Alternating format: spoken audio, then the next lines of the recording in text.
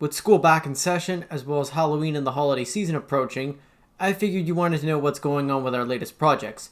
First off, let's start with Touhou Meijinka, Song of Divine Tempest. Did you know you can now play the full version of Touhou Meijinka, Song of Divine Tempest in your web browser? I can tell you the entire story of how I was able to get the game running in a web browser. Let me get to it.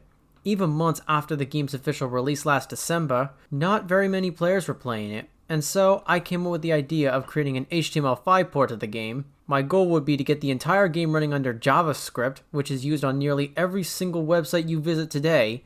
Even my own website uses JavaScript. This was an incredible feat I was able to do, but it was an absolute challenge. To get Touhou Meijinka to run in the web browser via JavaScript, the entire game was compiled using the HTML5 compiler built into GameMaker, the engine Touhou Meijinka runs on. This basically converts all of the GML code into JavaScript. It is important to know that this may never be a simple thing to do.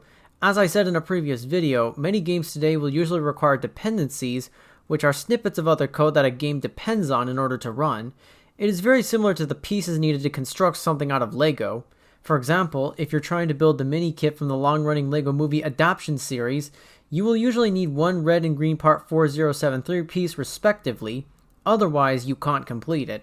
One of those dependencies that Touhou Meijinka needs is Scribble, which is used to render most of the text in the game.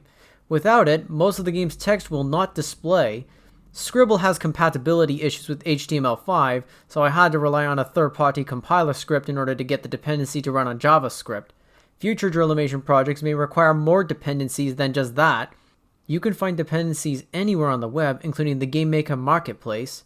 Because I'm still working on Touhou Kichouden, Mythos of Phantasmagoria 2, I didn't want to take a break and spend an entire month or two rewriting the entire dependency to have compatibility with HTML5. This included having to fumble with Scribble to get it to work in HTML5. It was also a challenge trying to get the graphics to work properly and fix lag issues caused by JavaScript. It was my first time making a browser game, and it took a lot of trial and error, but by late July, I was able to get a fully complete web port of Touhou Meijinka out on itch.io. In the future, I may be able to step up my game and get future games ported to the HTML5 and playable in the web browser. However, I don't know which dependencies may or may not be compatible with web platforms. This dream would end up becoming reality as people started playing the game on the web more than downloading it, which I provide as an option for players who may have difficulty playing the web version. There is a reason why you may get more traffic than HTML5 games. In the case of Touhou Meijinka, it's completely free and open source. Kids in school are going to be playing it in the computer labs thanks to it being easily accessible, unless the school IT department blocks the itch.io website on school Wi-Fi. Because it is open source, you can copy the code to your website and now you'll be hosting your own instance of it. You can play it on almost any hardware, including Chromebooks that a lot of schools now use. Others may get creative and get the game to run on appliances, and even a Tesla car. The only caveat here is you can't really connect a keyboard or controller to a fridge or car, meaning there's no way to navigate the menus or even move around. Also, I'm planning to make another SNES-style Touhou Project Danmaku game after I finish the sequel to Mythos of Phantasmagoria. This new project is intended to be titled Touhou Chohatsuyo, Burgeoning Tresses of Longevity. As the name might suggest, well, a yokai born ends up putting on this antic where every woman's hair grows to the height of their body. I actually had this concept in my mind late in Touhou Meijinka's development and actually flourished during Mythos of Phantasmagoria 2's development. But then, over the summer, Meijinka director Emiko Hosokawa's interest took a turn to gothicism when she launched his cancelled VTuber project by the name of Ophelia Rosencrew, and the Burgeoning Tresses of Longevity concept started falling out of her favor. She thought that creating a Touhou Project fan game with a concept focusing on hair would be ridiculous. Her distaste for it continued to grow whenever I post images of characters relating to the project on Twitter, Instagram, and even Pixiv. Lots of anime feature characters with very long hair, and this trend is nothing new. It dates back to the Heian period of Japan where women would grow their hair out for their entire lives without cutting it. Sometimes they did it so they could be a respectful housewife, but the more I talk about it, the more pressure I would receive from Hosokawa. A decent number of users have expressed praise over the artwork I would make for the project, but the general reception for it, if completed and released, remains a mystery. To compensate over this frustration, it has been decided that we will be making two different experiences. One game where I direct, and another separate project directed by Hosokawa and featuring the current interest she had picked up. and so expect to see 2 different projects being made in 2025, aside from the post-production of the Mythos of Phantasmagoria sequel. With all the Touhou Meijinka stuff out of the way, let's move on to what happened in August. In case you forgot, I was at the second Erie Anime Fest, though things were much different compared to my first exhibition in March. I ended up in the back this time instead of being at the entrance like the first time. I was grateful to be given one of my father's old moving carts so that I could move an entire laundry basket containing the Hewlett-Packard branded monitor you see in this picture, as well as some other stuff I had to display at my booth. Other challenges included the outlet I was assigned to not working, leading to the staff giving me an extremely long and dirty cable to power my booth. It still worked, but I had to clean the prongs from my spacebar once the convention was over. Also, to add insult to injury, the dojin group left of where I was seated had a baby that threw a tantrum the whole time. As I've said, babies, toddlers, and preschoolers ruin events, including this one, because they have little or no control over their behavior. Also, I'm planning to exhibit again next month, so if you're going, don't forget to stop by my booth. I'm also going to be selling my games and albums there, and if you purchase 1 or 2 things, you'll really help Drillimation a lot. Additionally, August marked 10 years since the founding of Drillimation. Although founded in 2014 to create Go Animate videos, we didn't stop making games until 2018 with the original Chuhou Jotai. For the entire month of August, we put out only original music with the exception of 1. Half of them were PC98 originals, while the other half were EOSD style originals.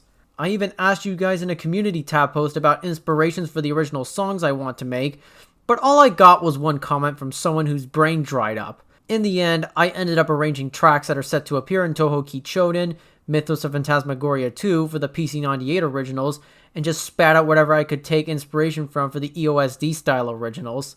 That said, you will definitely hear more EOSD style originals, even more so if I get brought in as a composer for future Touhou Project fan games. If you're making a Touhou Project fan game and you would like to bring me in as a composer, don't hesitate to fire me an email. I won't charge for non-commercial projects, but I will for commercial projects.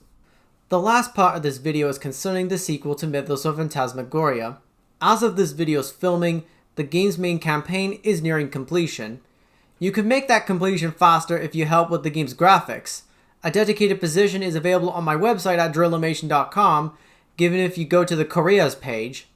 I thought doing most of the other graphics myself and not eEnthusiasm was a lot faster and quicker. On average, it takes 2 hours to create an entire sprite sheet for at least 1 enemy, including overworld and battle sprites. Creating a single map can take as little as 15 to 30 minutes, but the size and scope of the map can also make it longer. I even created some assets at night when I'm not sleeping. Of course, since I'm usually tired after a morning or afternoon of work, most of the things I want to tackle don't usually come until the next morning when I have a fresh mind. Of course, since I really love games and other things, I spend a lot of time goofing when I make my games. It is difficult to not procrastinate, unlike Mythos of Phantasmagoria 2's art director. Other solo devs can express amazement at how I was able to make a Touhou Project Danmaku game in 4 months, or a single D-make in a few. It's also tough to complete a whole game without any interference from external factors. If you live with your parents, life will be about interruptions.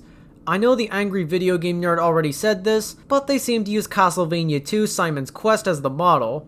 Most of the time, they would barge into your room and show you pictures you don't care about or have already seen. Sometimes a stupid giant keeps coming in to inform you about things you already know or something you didn't want to be signed up for. It's much more convenient with emails and text.